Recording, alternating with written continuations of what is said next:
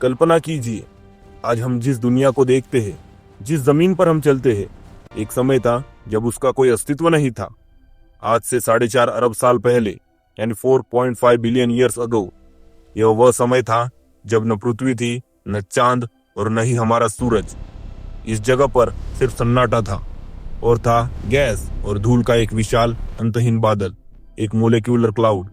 यह बादल इतना बड़ा था कि प्रकाश को भी एक छोर से दूसरे छोर तक जाने के लिए कई साल लग जाते थे।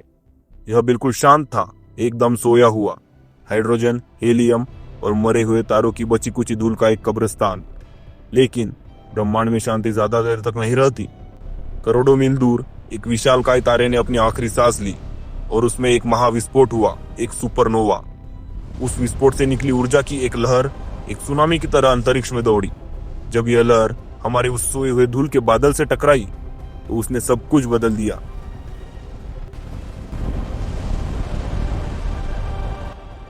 उस धक्के ने बादल को जगा दिया और ग्रेविटी ने अपना काम शुरू किया। धूल के कण एक दूसरे को खींचने लगे। जो बादल अरबों सालों से स्थिर था, अब वह ढहने लगा था। जैसे जैसे वह बादल सिकुड़ता गया, उसकी रफ्तार बढ़ती गई।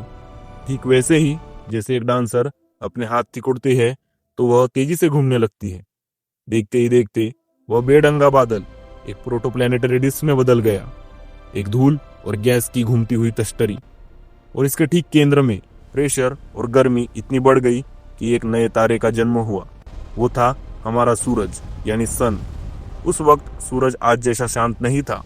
वह एक टिटौरी स्टार था, गुस्सेल और प्रचंड सौर तूफानों से भरा हुआ। लेकिन सूरज के चारों तरफ क्या था? सिर्फ मलबा, चट्टानों को चूरा और बर्फ के टुकड़े। पृथ्वी अभी पैदा नहीं हुई थी।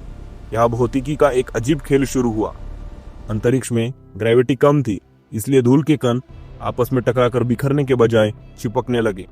शुरुआत में यह स्टैटिक इलेक्ट्रिसिटी की वजह से हुआ, बिल्कुल वैसे ही जैसे आपके बिस्तर के नीचे धूल के गुच्छे बन जाते हैं। ये गुच्छे जुड़े और कंचे के आकार के पत्थर बने, कंचे जुड़े और बड़ी बड़ी चट्टानें बनी। अब यह प्रक्रिया कोमल नहीं थी, यह हिंसक थी। अगले कुछ सालों तक हमारा सौर मंडल एक शूटिंग गैलरी बन गया।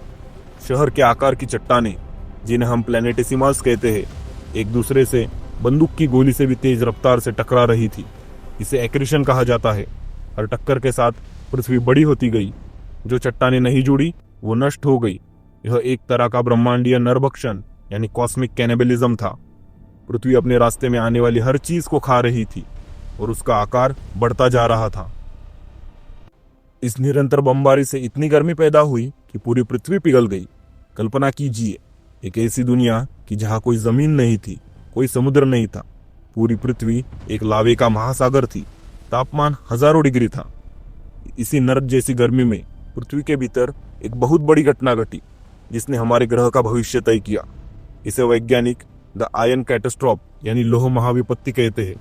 भारी तत्व जैसे लोहा और निकेल पिघलकर पृथ्वी की गहराई में डूबने लगे और हल्की चट्टानें जैसे सिलिकेट्स ऊपर तैरने लगी। हजारों किलोमीटर नीचे इस डूबते हुए लोहे ने पृथ्वी का कोर बनाया। यह एक बहुत महत्वपूर्ण पल था, क्योंकि इसी घूमते हुए लोहे के कोर ने पृथ्वी को उसका मैग्नेटिक फील्ड दिया, एक ऐसा अदृश्य कवच जिसने भविष्य में हमें सूरज की जानलेवा रेडिएशन से बचाया। इसके बिना पृथ्वी पर जीवन कभी पनप ही नहीं पाता। पृथ्वी अभी ठंडी होने की कोशिश ही कर रही थी कि अंतरिक्ष के अंधेरे से एक और खतरा सामने आया। सौर मंडल के उस शुरुआती दौर में पृथ्वी अकेली नहीं थी। एक और ग्रह बन रहा था, उसका नाम था थिया। यह आकार में मंगल ग्रह जितना बड़ा था और इसका रास्ता दुर्भाग्य से सीधा पृथ्वी की ओर था। ये दो ग्रह, दो विशालकाय गोलियां एक दूसरे की तरफ दौड़ रही थी। टक्कर अटल थी और बूम, 4.5 अरब साल पहले थिया पृथ्वी से टकराया। यह टक्कर इतनी भयानक थी कि शब्दों में बयां करना मुश्किल है। थिया पूरी तरह नष्ट हो गया और पृथ्वी लगभग पिघलकर भाप बन गई। हजारों ट्रिलियन टन चट्टानें भाप बनकर अंतरिक्ष में उड़ गई। यहाँ एक नई वैज्ञानिक खोज सामने आती है। लंबे समय तक हमें लगता था कि चांद बस मलबे के एक टुकड़े से बना है, लेकिन नए कंप्यूटर मॉडल्स बताते हैं कि उस टक्कर ने पृथ्वी को एक सिनेस्टिया में बदल दिया था। एक सिनेस्टिया मतलब पिघली हुई चट्टानों और भाप का एक विशाल डोनट के आकार का बादल। पृथ्वी अब एक ग्रह नहीं बल्कि आग का एक बवंडर थी। इसी उबलते हुए बादल के अंदर धीरे धीरे मलबा ठंडा होने लगा। चट्टानों की बारिश हुई और वे आपस में जुड़ने लगी, और इस तरह हमारे सबसे करीबी साथी का जन्म हुआ, हमारा चांद यानी मून। उस वक्त का चांद आज जैसा शांत और दूर नहीं था, वह पृथ्वी के बहुत करीब था, शायद आज से 15 गुना ज्यादा पास। अगर आप उस वक्त पृथ्वी पर खड़े होते तो चांद आपको इतना बड़ा दिखता कि वह आधा आसमान घेर लेता। उसकी ग्रेविटेशनल पावर इतनी ज्यादा थी कि पृथ्वी पर लावे की लहरें हजारों फीट ऊपर उठती थी। धीरे धीरे करोड़ों साल बीते, सीनेस्टिया ठंडा हुआ और पृथ्वी दोबारा एक गोल ग्रह बन गई। सतह पर लावे की जगह काली चट्टानों ने ले ली। पृथ्वी की पहली पपड़ी यानी क्रस्ट तैयार हुई, लेकिन आसमान अभी भी साफ नहीं था। वह कार्बन डाइऑक्साइड और भाप के घने बादल थे। पृथ्वी एक प्रेशर कुकर की तरह थी, और फिर वह हुआ जिसका इंतजार था। तापमान थोड़ा और गिरा और बादलों ने अपना बोझ हल्का किया। बारिश शुरू हुई। यह कोई सामान्य बारिश नहीं थी, इसे द ग्रेट डिल्यूज यानी महाप्रलय कहा जाता है। यह बारिश एक दिन, एक साल या 100 साल नहीं, बल्कि हजारों सालों तक लगातार होती रही। सोचिए, सदियों तक सिर्फ मूसलाधार बारिश। आसमान से गिरा पानी गर्म चट्टानों को ठंडा करता रहा, गड्ढों को भरता रहा, और इस तरह पृथ्वी के पहले महासागरों का जन्म हुआ।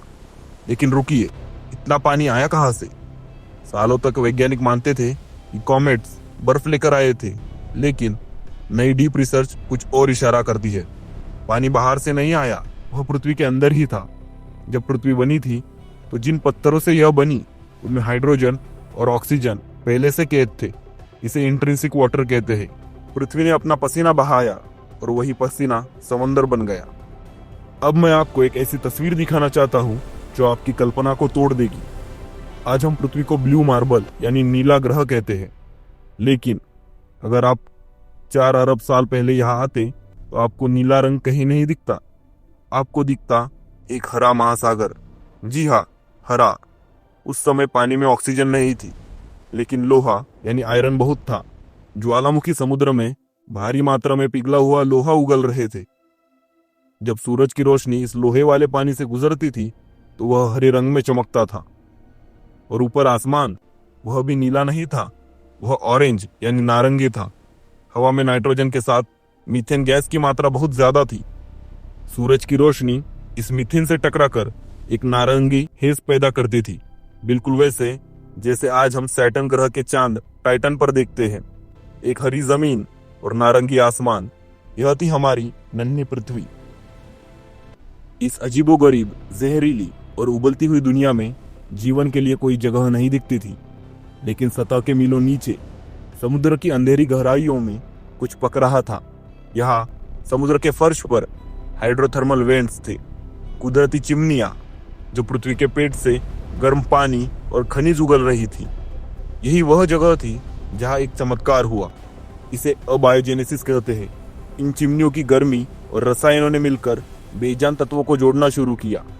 हाइड्रोजन, कार्बन, नाइट्रोजन, ये सब एक खास क्रम में मिले, और एक दिन पृथ्वी ने अपनी पहली धड़कन महसूस की। पहली सूक्ष्म कोशिका यानी माइक्रोस्कोपिक लाइफ का जन्म हुआ। ये हम सबके पूर्वज थे, वो पहले जीव जिन्होंने इस कठोर दुनिया में जीने का रास्ता ढूंढ लिया। वक्त का पहिया चलता रहा। इन नन्हे जीवों ने आगे चलकर सूरज की रोशनी का इस्तेमाल सीखा। उन्होंने ऑक्सीजन बनाना शुरू किया। इस ऑक्सीजन ने समुद्र के लोहे को जंग यानी रस्ट लगाकर नीचे बैठा दिया, जिससे पानी साफ और नीला हो गया। उसी ऑक्सीजन ने आसमान से मीथेन को साफ कर दिया। हजारों लाखों सालों की मेहनत के बाद पृथ्वी वह नीली जन्नत बनी जिसे आज हम जानते हैं। लेकिन हर बदलाव की एक कीमत होती है। जिस ऑक्सीजन ने आसमान को साफ किया, उसी ने पृथ्वी को जमा दिया। ऑक्सीजन ने हवा में मौजूद मीथेन को खत्म कर दिया, वही मीथेन जो पृथ्वी को कंबल की तरह गर्म रखती थी। जैसे ही वह कंबल हटा, तापमान रसातल में गिर गया, -50 डिग्री सेल्सियस। पूरी पृथ्वी उत्तरी ध्रुव से दक्षिणी ध्रुव तक बर्फ की एक मोटी चादर में लिपट गई। अंतरिक्ष से देखने पर पृथ्वी अब ब्लू मार्बल नहीं, बल्कि एक बर्फ का गोला दिख रही थी। हजारों सालों तक सन्नाटा रहा। जीवन लगभग खत्म हो चुका था। लेकिन पृथ्वी हार मानने वाले में से नहीं थी। ज्वालामुखियों ने बर्फ को चीरकर फिर से कार्बन डाइऑक्साइड उगला। गर्मी लौटी, बर्फ पिघली, और जब बर्फ हटी तो नीचे की दुनिया बदल चुकी थी। अब शुरू हुआ the dance of the continents, यानी महाद्वीपों का नृत्य। जमीन का वह टुकड़ा जिस पर आप आज खड़े हैं वह स्थिर नहीं है। लाखों साल पहले भारत एशिया का हिस्सा नहीं था, वह एक विशाल आइलैंड था जो समंदर में तैर रहा था। कल्पना कीजिए, भारत तेज रफ्तार से उत्तर की ओर बढ़ रहा था और फिर वह यूरेशिया से टकराया। यह टक्कर इतनी जबरदस्त थी कि जमीन को ऊपर उठना पड़ा। जमीन में सिलवटें पड़ गई और उन सिलवटों ने दुनिया की सबसे ऊंची दीवार खड़ी कर दी। जी हाँ, हिमालय। वही हिमालय जो आज हमारे मौसम, हमारी नदियों और हमारी सभ्यता का पहरेदार है। अब पृथ्वी एक जन्नत बन चुकी थी और विशालकाय डायनासोर का राज था। उन्हें लगा कि यह धरती हमेशा के लिए उनकी है, लेकिन अंतरिक्ष हमेशा अपनी बारी का इंतजार करता है। और 6.5 करोड़ साल पहले एक चट्टान जो माउंट एवरेस्ट जितनी बड़ी थी, 70,000 किलोमीटर प्रति घंटे की रफ्तार से पृथ्वी की ओर बढ़ी। जब वह मेक्सिको के पास टकराई तो वह विस्फोट 10 अरब एटॉमिक बॉम्ब से ज्यादा शक्तिशाली था। सूरज की रोशनी छिन गई, पेड़ मर गए और उनके साथ पृथ्वी के सबसे बड़े राजा डायनासोर मिट्टी में मिल गए। एक बार फिर से सन्नाटा छा गया, लेकिन उस राख और अंधेरे के बीच कोई जिंदा बच गया था।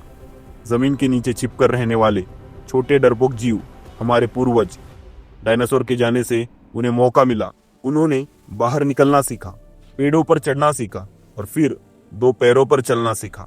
उन्होंने पत्थर से औजार बनाए, उन्होंने आग पर काबू पाया और सबसे बड़ी बात, उन्होंने सवाल पूछना शुरू किया। और आज 4.5 अरब साल बाद वही धूल जो कभी उस मॉलिक्यूलर क्लाउड में सो रही थी, आज जाग चुकी है। वह धूल अब सोच सकती है, वह धूल अब महसूस कर सकती है। वह धूल आप है। आपके शरीर का हर एक कण उन मरे हुए तारों की राख है। आपके खून में दौड़ता हुआ लोहा उसी सुपरनोवा धमाके से आया है। हम और कुछ नहीं, बस एक जागृत ब्रह्मांड है। पृथ्वी की कहानी अभी खत्म नहीं हुई है, यह बस एक नया अध्याय है और इस अध्याय के लेखक अब हम हैं। अगर आपको यह वीडियो पसंद आया तो लाइक करें, शेयर करें और कमेंट्स में अगले वीडियो के लिए टॉपिक सुझाएं। ऐसे ही और कंटेंट के लिए चैनल को सब्सक्राइब करना ना भूलें।